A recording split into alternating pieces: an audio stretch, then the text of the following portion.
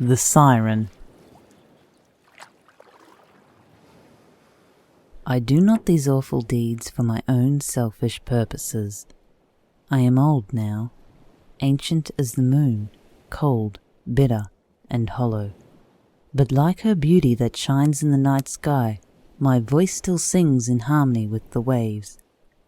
I sit on the rocks by the shoreline, my hands crusted with barnacles from resting them in the water of a nearby rock pool for too long.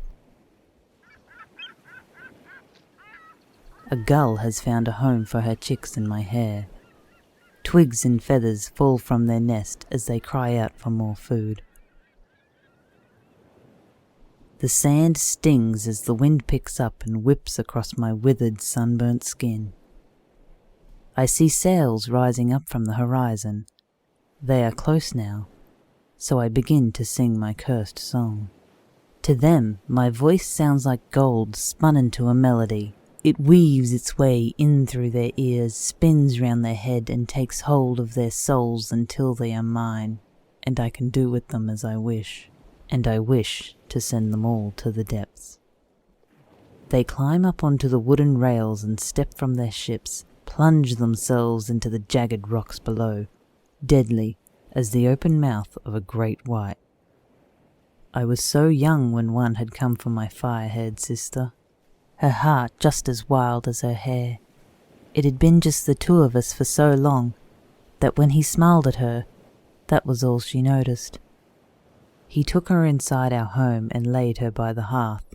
He didn't know I liked to climb up to the attic and watch the bees flying in and out of their hive that clung to the corner of the ceiling.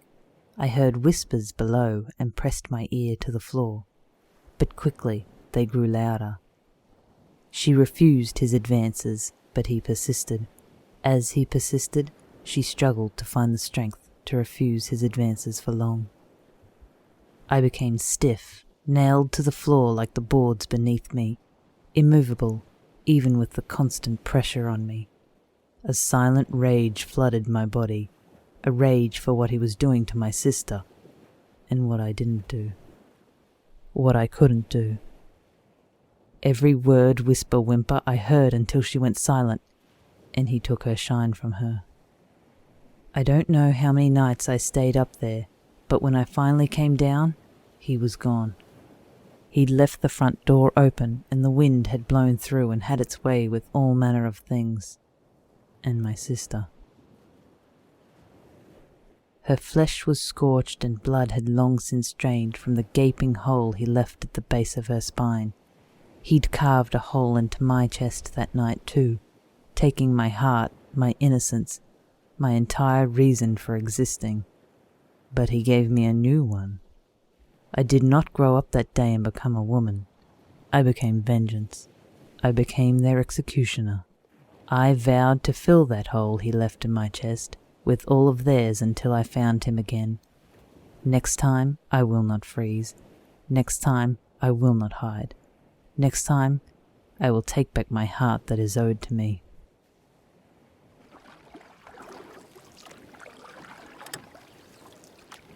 Another ship appears before my eyes.